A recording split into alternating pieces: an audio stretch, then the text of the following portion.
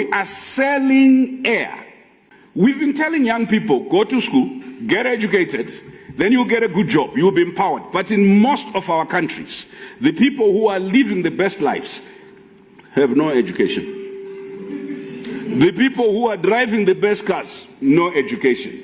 We have political cadres now occupying significant positions in government because they are loyal.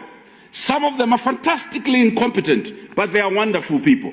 Unfortunately, wonderfulness does not cure the underdevelopment challenge or the ability of external forces to hijack our governance. We're recycling thieving elites who are living half the time out in Europe, investing everything they were stealing out in Europe.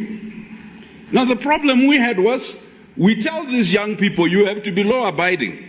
There will not be peace and security.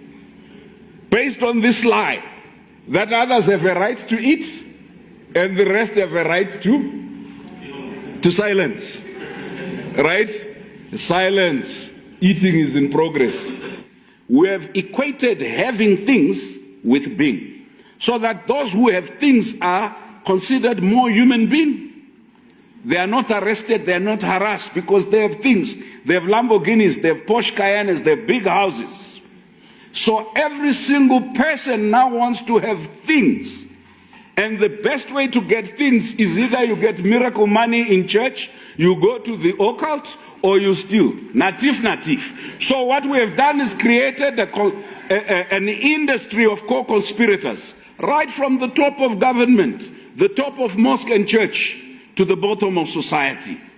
Those who are deemed as the role models, those that are deemed as the philanthropists, are in essence criminals who masquerade in our society. I would be dishonest if I did not focus that the discontent of the youth, their sense of exclusion, is the very fact that our local elite, political, bureaucratic, economic, and etc., have spent half their time disemboweling the state, taking out the honey, whilst the people are on the margins. All they're asking for is a little salt, a little bread, a little something to sustain their soul.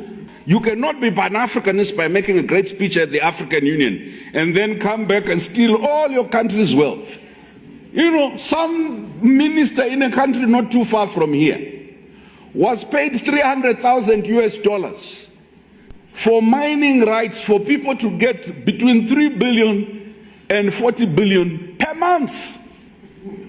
Most of the private sector in many African countries is really government senior ministers who at the point of privatization privatize the private, and they are the owners, and then they are simply fronts for Western interests. Say no if you want, and I'll produce evidence, right? So when we say private sector-led growth, the people are saying, You are asking us to give the thieves more money. The fastest growing industry in all our countries has been religion. Now, you do consciousness in school, they undo it in church.